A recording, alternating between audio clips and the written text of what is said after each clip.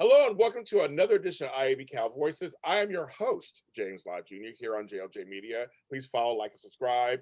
Also, IIABCal.org is the place to go for more information about the association. We're here talking about the human side of insurance, and the insurance community actually does stuff for their community. And here's an example of some folks who've done that. From Teague Insurance, I have the president of Teague Insurance, Byron Johnston, and the vice president, Ernie Torgeson, and we're going to talk about what they were doing during this COVID time, this pandemic. Hello, Byron and Ernie. How are you guys today? Good morning. Good morning. How are you doing, James? I'm good. Thanks for doing this. I always say that insurance is all about people, right? It's all about people. And if that's where it's by people, for people, to help people. It's all about people. How long you both been in the industry? Actually, we'll start with you, Ernie. How long you been in the industry? 41 years. Wow. And you look like you're only 42.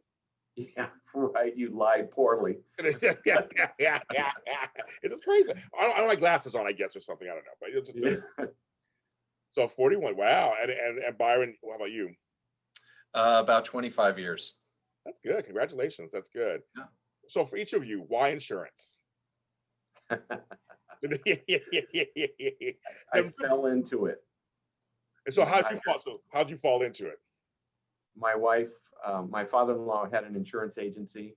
I was in college and he says, "So what are you going to do for a living?" I said, "Well, I don't know." He says, "You want to come to work for me?" That's how it wound up. I love that. But once you got in it, did you find that you started to really enjoy it and like what insurance has to offer? Yeah, I really enjoy interacting with people and trying to help solve problems, take care of people. Yeah. And it's a great lifestyle. I can't complain. Now I heard it's really good in terms of you have kids and stuff. It's good for balancing all of that. That's what I've heard. Yeah. Something there.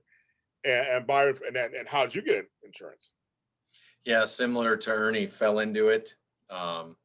Graduated from college, got my first job with an insurance company, was going to go to law school, stayed in the industry, and 4 years later ended up joining my dad's agency. Wow. What was your dad's agency? Teague Insurance, our agency. So I'm second generation. Very good. See, that happens, right? That does happen. I know people don't grow up to be insurance back in the day. No. Maybe now it's a little different, but back in the day. But were you ever thinking you would join your father's business, or was like that? It was you said law school. It was a whole different thing, right? Yeah, like I said, I continued in the industry, and then I was in claims. I was a underwriter, and then said, let's give this a shot. Wanted to get back to San Diego, and 23 years later, still here. So it's worked out pretty well. Yeah, I like San Diego. San Diego's such a nice. It's like LA without the traffic. Exactly. You have to say similar weather, great places to live, great neighborhood. I mean, it's like to me, that's why I like San Diego. My father used to live in La Mesa for years, and I used to go down and visit him. Yeah. Well, that's where we are. We're in La Mesa. Oh, I didn't even know that. Yeah. That's where he was. He was down there doing that. Love that.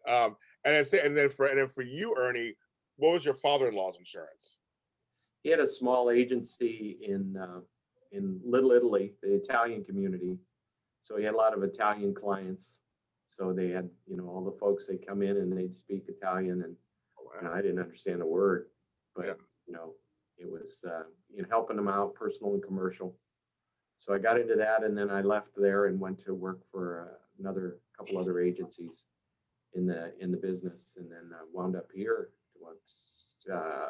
11 years ago, I joined Teague. Congratulations. Do you know any Italian words now?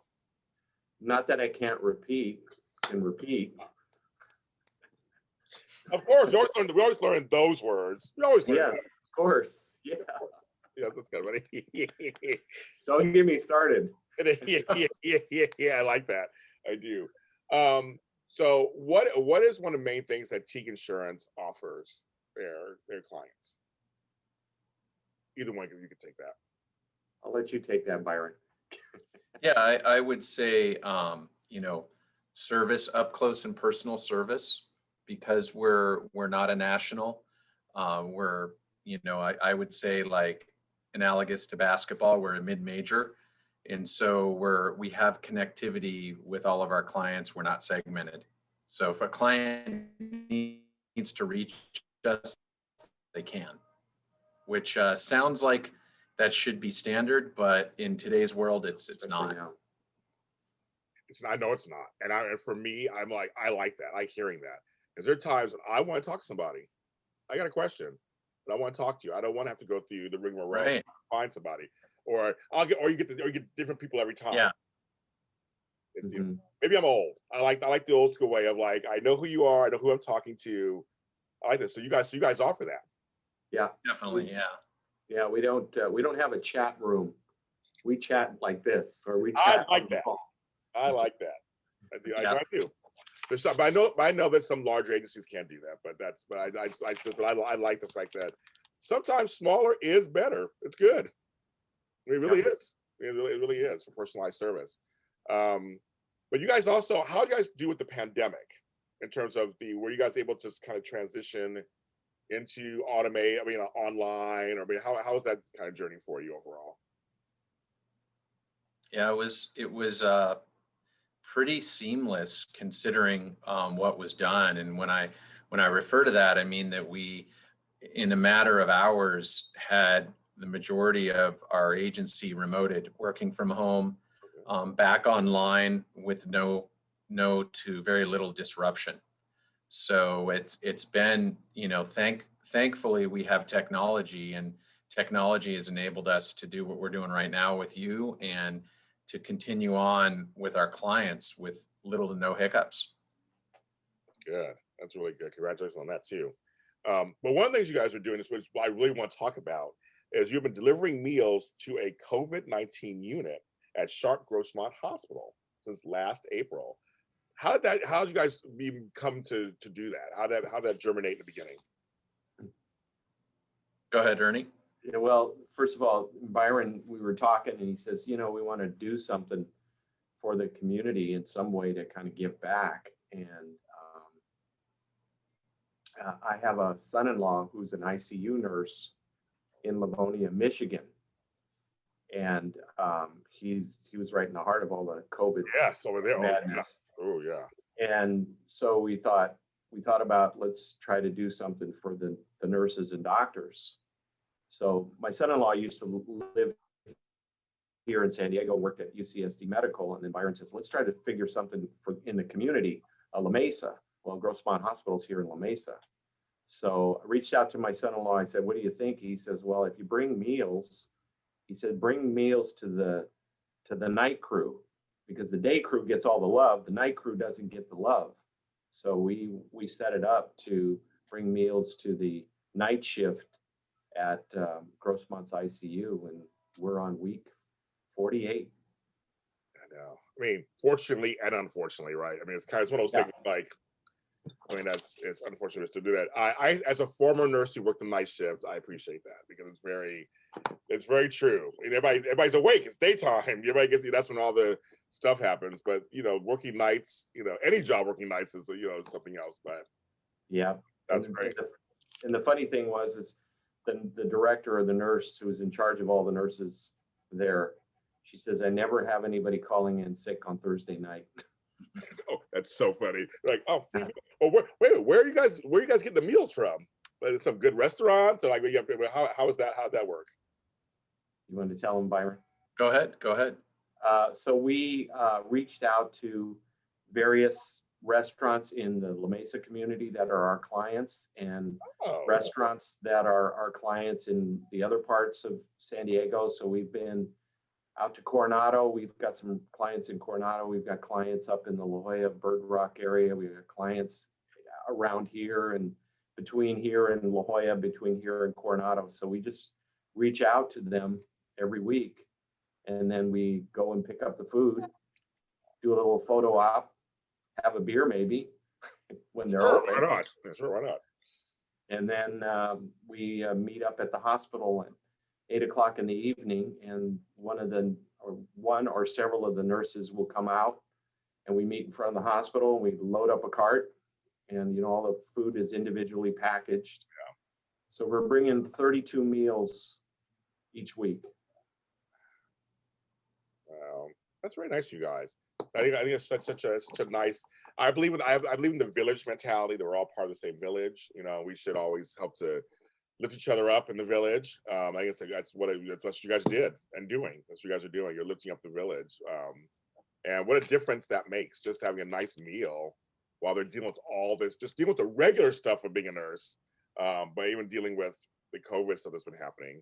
I don't know how bad, I mean, LA was bad, so I don't know how bad it was in San Diego. Was it bad?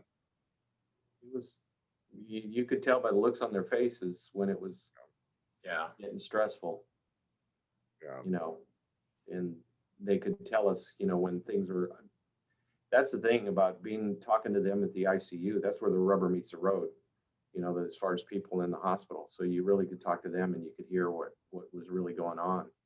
So it was nice to be able to say to them, you know, thank you too, every time. Yeah. It must be nice that you're a small enough agency you can even do that. You don't have to go through any red tape. You have to, like, you know, talk to somebody in corporate in Omaha, Nebraska. You know what I mean? Like, you can actually say, I want to do that. We want to do this, implement it, and then do it. And not wait 6 months for somebody to go, I don't know, you know, what's the budgets? You know, but you guys went out and did it. That's why I love that. Yeah, Byron said, let's do it. Let's keep doing it. And, you know, week 40, week 35 would say, how much longer? Well, we're going to keep going. Let's keep going. So. Yeah, I mean, still, folks, it's still happening. So I'm getting my first shot on Friday. So I'm happy to go ahead and get it. I miss my kids and grandkids. I want to see them. It's been a year, so see them in person. So I'm like, they live only in Sacramento. I haven't been up there yet. So I'm like, I'm going to get vaccinated for them and for others. Because we know in LA it was rough here. It was rough here in LA, especially.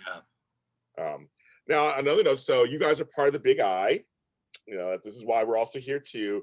Can you guys tell us some of the benefits for being a small independent agent and broker to be part of the Big I? Yeah, I would. I mean, I think being apprised of what's going on legislatively, I think the Big I does a really good example of carrying the torch for us, unbeknownst to a lot of us, even that are involved and not involved. We take it for granted because there's a lot of legislative changes continually, you know, moving in California and in the nation. So having that advocacy is extremely important, and then kind of, you know, bonds us together. You know, we're all competitors, but we all are involved with this association, its cause, and are friends with a lot of our competitors as a result. Yeah, I've noticed that, Ernie. Yeah, especially the community here. I think that if you talk to any of the people, a part of the association, the community, insurance community here is real tight. And like IDA, which is a big event that's always here, it's one of the largest, if not the largest in the entire state, is the one here in San Diego. People come together. It's kind of like going to a high school reunion. You run into people you haven't seen in years, you know. Yes. So, but you know, and I think a lot of the independent agents in this community really see the value and the importance of it. I mean, as an example, Byron's a past president. We've got another guy on our in our company who's a past president. Byron's dad, Walt, was a past president. So, I mean, the whole importance of the organization is definitely, we see it. And I think people, not just us, but the other agents in this community see the importance of it as well. Yes, well, I know a bunch of agencies down in San Diego. I know many of the folks that are down there, and so it's a large community. I mean, it really is down there. And you're a past president, so of course, hello, of course. Now I've talked to maybe now like 10 of you guys at this point. We're all, you know, past presidents. I love it. What makes a good president, you think, association, in your opinion? Yeah, I think, you know, being connected, sincere, and you know, available, obviously good reputation, and I think very important not to take yourself too seriously. Yeah. There are a lot of fun folks in insurance. I try to tell people, there are a lot of fun people in insurance. I've had a lot of fun over the years. Definitely. We've been known to have a good time in a few times, and definitely. Yeah. And so when I was in this, I was telling Ernie, when I was in the association, I mean, I worked for Insurance Skills Center for 10 years. So Okay. back in the 2000s. So this was before there was no social media. So I'm like, thank you. We had fun. So I was like, we had some fun. We did a lot of hard work. We had fun also. And I'm just thinking there's no social media. So it's kind of like the old saying, what happens in Vegas stays in Vegas. Exactly. Right. Exactly. Yeah. But it's like Truth to that. I always thought people were stuffy. The insurance was like they're stuffy, they're this, or they're trying to get over on their salespeople trying to get over on you. But no, there are a lot of great people who are doing great things, but also a lot of fun. Have other interests. We were talking Star Wars earlier because my little friends over here, and it's just a really great field of people offering something that everyone can use. Insurance. Everyone needs insurance. Mm-hmm. Absolutely. Well, thank you for your time, you guys. Thank you so much. And thanks for what you're doing. What you're doing is amazing. I hope others can follow suit, and whatever way that is to give back to their communities. I know many do. You're in the community and you're for your community, and that's what it's all about. So I applaud you guys. Thank you very much. Thank you. No, thanks, James. So where can they find Teague Insurance? Are you guys online anywhere, or do you have a website? Where can they go? What's online? What is that? And you're like, what's that Twitter thing? Or something about Facebook? Right. That Instagram. We're at, if you just do teagueins.com on the web there, and social media, all the Instagram, just like everyone else, right? Yes, I will put that in the link in the description. So just go there first, and then I'll lead you to where you need to go. Right? That's what it is, right? Yes. Yeah. Yeah. Absolutely. And James, good luck with your vaccination. Yeah. Thank you. I'm sure, I mean, everybody else has gotten it, just soreness in the arm. I'm left-handed, so I was reminded getting your right arm. Yes. Yeah. Just in case. They That's told me that. I was like, oh yeah, I'm left. I want to use this hand. So he said, yeah, for people with sore for a couple of days sometimes, that was it. So I'm assuming I'll be okay like everybody else. So thank you for that. Everyone, this is IIABCal Voices. We're here on every streaming service you can think of, from iHeartRadio to Spotify to Apple and Google. We're also on YouTube on my channel, JLJ Media. Subscribe, like, follow, share this with anyone who thinks to hear this or see this. Comment, let us know what's going on. If you want to go to Teague Insurance, like I said, go in this link below. You can go and hit on their website and talk to them if you want insurance and you're in the San Diego area. Everybody, please stay safe and sane, and we'll talk to you next time. Thank you.